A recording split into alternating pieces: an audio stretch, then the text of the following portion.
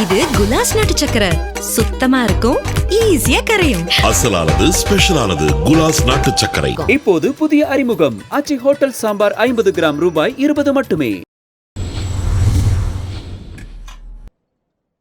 வணக்கம்.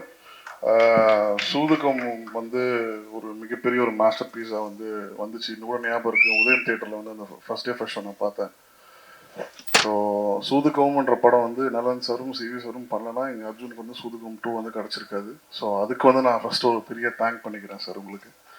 ஸோ அர்ஜுனுக்கும் எனக்கும் உள்ள ஒரு ட்ராவல் பிரபுதேவா சார்கிட்டேருந்து ஸ்டார்ட் ஆச்சு. பாம்பேயில் ஃபஸ்ட்டு மீட் பண்ணோம். அன்னிலேருந்து ஒரு நல்ல ட்ராவல் போயிட்டுருக்கு. மார்க்காண்டினில் ஒரு மிகப்பெரிய ஒரு பார்ட் அர்ஜுன் ப்ளே பண்ணியிருக்காரு ரைட்டிங்கில். ஸோ மார்க்காண்டினோட சக்ஸஸ் எனக்கு எவ்வளோ முக்கியமோ அதே அளவுக்கு அர்ஜுனுக்கும் அது போய் சேரும். ஸோ மார்க்காண்டி தாண்டி இப்போது குட் பேட் அக்லிலையும் ஒரு மிகப்பெரிய ஒரு பார்ட் அர்ஜுன் ரைட்டிங் டீமில் இருக்கார்.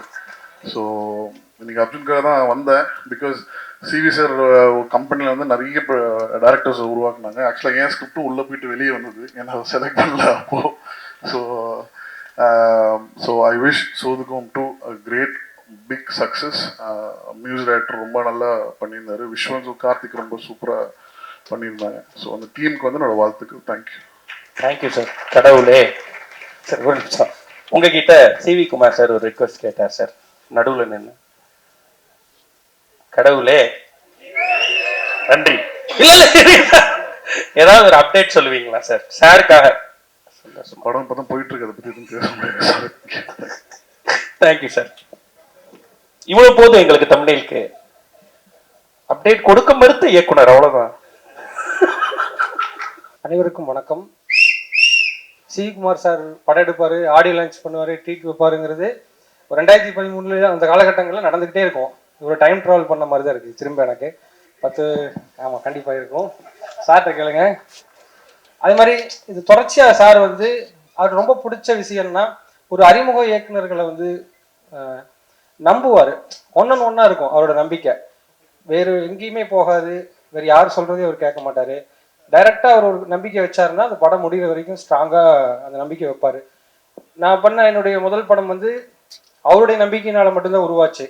ஏன்னா அந்த கதையை நான் சொல்லும்போது நிறைய பேருக்கு ஒரு விதமான ஒரு நம்பிக்கையின்மை இருந்துச்சு அந்த டைமில். ஆனால் சார் ரொம்ப தீர்க்கமாக நம்பி, இல்லை நிச்சயமாக அந்த படம் நல்லா வரும், நல்லா இருக்குன்னு சொல்லி தொடர்ச்சியாக என்னை ஊக்குவிச்சுக்கிட்டே இருந்தார். நிச்சயமாக அவர் அந்த வாய்ப்பை அவர் என்னை சுத்த விட, நான் சுற்றலை அந்த கதையை எடுத்துக்கிட்டு எங்கேயுமே. நேராக நான் சூதுகமில் ஒர்க் பண்ணேன், நலன் சாரோட அசோசியேட்டாக. நிச்சயமாக அந்த படம் நடக்கிறதுக்கும் நலன் சாருக்கு தான் என்னுடைய மிகப்பெரிய நன்றியை தெரிவிச்சுக்கிறேன். நான் அங்கே சொன்ன மாதிரி நான் சூதுகம் ஒர்க் பண்ணிட்டு டைரெக்டாக என்னை எங்கூட பேசி சார் நான் சொன்ன சின்ன ஒன்லைன்ல இருந்தே ஒரு ஆழமான நம்பிக்கையை, நான் கொஞ்சம் சோறு உடைஞ்சா கூட என்னாச்சு குயிக்னு சொல்லிட்டு எனக்கு கிட்டத்தட்ட விரட்டி அந்த ஸ்கிரிப்டை முடிக்க வச்சாரு. நிச்சயமாக அதை வேற எந்த தயாரிப்பாளரும் அப்படி செய்வாங்களான்னு தெரியாது. அவர் வச்ச நம்பிக்கை, அந்த வெற்றி எல்லாமே எனக்கு அவர் வச்ச நம்பிக்கை நம்ம காப்பாற்றிட்டங்கிற ஒரு சந்தோஷத்தை தான் கொடுத்துச்சு. அது போலவே ஒரு அடுத்தடுத்த எல்லா இயக்குநர்களுக்கும் ஒரு அதே தான் செய்கிறாரு. அந்த நம்பிக்கையை தொடர்ந்து கொடுத்துக்கிட்டே இருக்காரு. புதுசாக வர எல்லா இயக்குநர்களுக்கும் அது கொடுக்குறாரு, புதுசாக வர டெக்னீஷியன்ஸுக்கும் ஒரு கொடுக்குறாரு. ஸோ அங்கே போயிட்டு வரும்போது நம்ம ஒரு கான்ஃபிடென்ட்டாக நம்ம பின்னாடி எதையும் எதிர்கொள்றதுக்கான ஒரு நல்ல தைரியத்தையும் அவர் கொடுத்துருக்காருன்னு நான் சொல்லுவேன். நிச்சயமாக அந்த காலகட்டங்களை மறக்கவே முடியாது. அந்த படம் உருவாக்கம், அது சார்ந்த எல்லா விஷயங்களும் எப்போ நினைவுக்கு வந்தாலும் ஒரு ரொம்ப மகிழ்ச்சியான தருணமாகவே இருக்கும். அது போக அர்ஜுன் முண்டாசுப்பட்டியில் ஒர்க் பண்ணார். கிட்டத்தட்ட 2010 நாளைக்கு அந்த டைம்லேருந்தே அவர் நல்லா தெரியும். தொடர்ச்சியாக முயற்சி பண்ணிக்கிட்டே இருப்பார். சோறு உடையாமல் எல்லாருடைய கதைகள்லையும் போய் பங்கெடுத்துக்குவார். என்னுடைய கதை டிஸ்கஷன்லையும் வருவார். ஒரு மாதிரி யோசிச்சுக்கிட்டே இருப்பார் சதா. ரொம்ப ஒரு மாதிரி அவருடைய அந்த ஸ்பான்டனைஸாக அவர் பேசக்கூடிய அந்த கதை உருவாக்கத்தில் பேசக்கூடிய விஷயங்கள் தான்.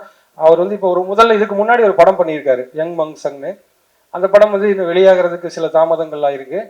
இருந்தால் கூட மனம் தளராமல் அடுத்த முயற்சியை செஞ்சு அடுத்த படத்தோடு அவர் நின்றுருக்கிறதுங்கிறது அவருடைய மனம் தளராத முயற்சியை காட்டுதுன்னு தான் நான் நினைக்கிறேன். நிச்சயமாக அர்ஜுன் நான் நிறைய பேருக்கு சொல்லுவேன், படம் தாமதமான குயிக்காக போங்க, அர்ஜுன் பாரு எப்படி டக்குன்னு அடுத்த படத்துக்கு மூவ் ஆகிட்டாருங்கிறதுக்கு ஒரு முன்னுதாரணமாக இருக்காரு. அது வகையில் அர்ஜுன் நிறைய பேருக்கு இன்ஸ்பிரேஷன் தான் நான் சொல்லுவேன். ரொம்ப நல்ல நண்பர்.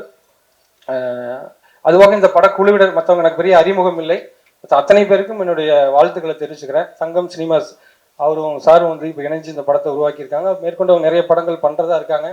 அத்தனை படங்களுக்கும் என்னுடைய வாழ்த்துக்கள். அனைவருக்கும் நன்றி.